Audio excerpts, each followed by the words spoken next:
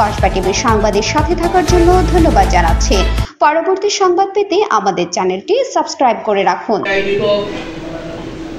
ব্রাহ্মণবাড়িয়া জেলা নবগঠিত কমিটির শুভেচ্ছা জানানোর জন্য আজকে এই দোয়া এবং আলোচনা করেছেন। আমরা সবাই এসেছি কারণ এই ছাত্র দল থেকেই কিন্তু আমাদের হাঁটি হাঁটি পাপা করে রাজনীতির এই পর্যন্ত কসবা উপজেলা বিএনপির আমি যুগ্ম সম্পাদক হয়েছি ছাত্র দলের সদস্য হয়ে।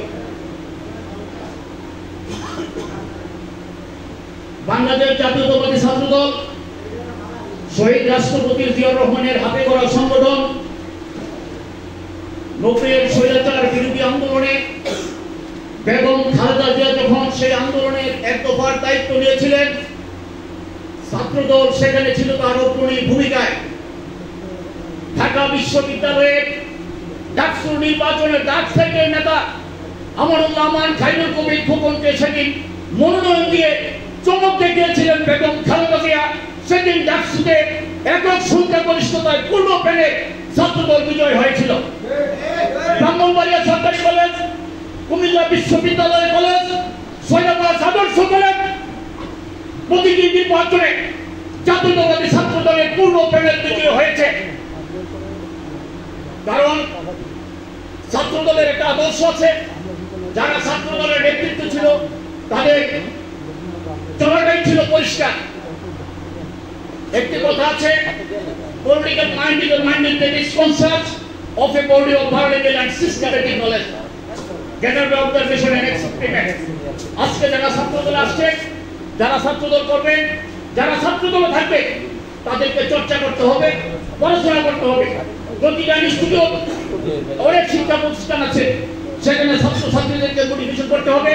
ছাত্র দল করার জন্য কেন করবে, কেন ছাত্রদল করবে, এটা প্রত্যেকটা নেতৃবৃন্দ তাদেরকে উৎসাহিত করতে হবে, বোঝাতে হবে, বলতে হবে। এই ছাত্রদল শহীদ রাষ্ট্রপতি জিয়াউর রহমানের হাতে গড়া সংগঠন, গণতন্ত্রের মা আমার মত এবং খালেদা জিয়ার সংগঠন, তারেক রহমানের সংগঠন।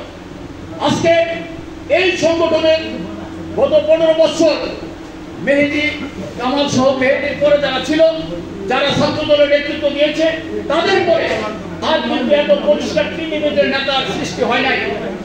কারণ যারা তাদের পরে যারা দায়িত্ব পালন করেছে, তারা ছাত্রদেরকে মোটিভেশন করে নাই, তারা ছাত্রদের কাছে যায় নাই, ছাত্র দলের পতাকা বলে তাদেরকে আনে নাই।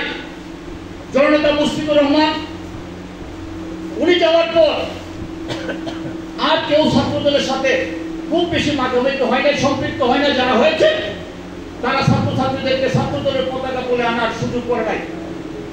আমি আজকে যারা এই অনুষ্ঠানের আয়োজন করেছে, আগামী দিনে যারা রাজু বাবু সহ যারা ছাত্র দলের নেতৃত্বে আসবে, যারা ছাত্র দলের নেতা হওয়ার জন্য যাচ্ছে, অবশ্যই বিগত দিনে তাদের অনেক মোটিভেশন, তারা এই ছাত্র দলের জন্য অনেক পরিশ্রম করছে। বিভিন্ন শিক্ষা প্রতিষ্ঠানে তারা গেছে, দলীয় কর্মকাণ্ডে ছাত্র দলের সেন্টার কমিটি অনেক কর্মসূচি তারা বাস্তবায়ন করেছে। আমরা তাদের সহযোগী হিসেবে ছিলাম, তাদেরকে সহযোগিতা করেছি।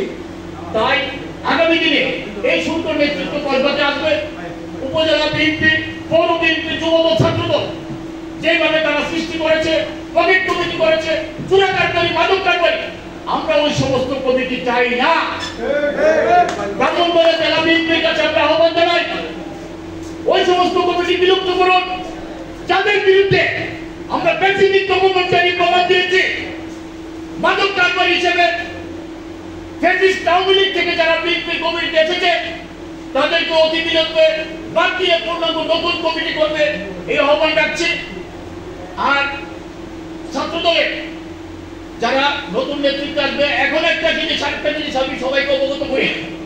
গত কিছুদিন যাবত দেখলাম যে একটা চোর পুলিশ খেলার মতো আবার খেলা শুরু করেছে। কি চোর পুলিশ? তারা নাকি এখন আবার যুবদলের কমিটি করবে, ছাত্রদলের কমিটি করবে, আবার বেচাকিনা করবে। সাবধান, কলকাতা আর কোনো কমিটি বেচাকিনা হবে না। কোনো নেতৃবৃন্দর কাছ থেকে আর টাকা দেওয়া যাবে না। কারণ যখনই তার টাকার প্রয়োজন হয়, তখনই একটা অবস্থান মানুষের সামনে তুলে দেয়। এখন নাকি যুবদলের কমিটি বেচাকিনা হবে, তারপর হবে ছাত্রদল। না, কোন কমিটিতে বেচাকিনা হবে না, টাকা দেওয়া যাবে না। আমরা সজাগ হয়েছি, আগামী দিনে সকল কিছুতে আমাদের কন্ট্রিবিউশন থাকবে, আমাদের পার্টিসিপেট থাকবে, আমাদের দলের সকল নেতা কর্মী ওই প্রোগ্রামগুলোকে আমাদের ইনশাআল্লাহ আহ্বান রেখে আমি আমার সংক্ষিপ্ত বক্তব্য শেষ করলাম। ধন্যবাদ সবাইকে। কসবা টিভির সংবাদের সাথে থাকার জন্য ধন্যবাদ জানাচ্ছি। পরবর্তী সংবাদ পেতে আমাদের চ্যানেলটি সাবস্ক্রাইব করে রাখুন।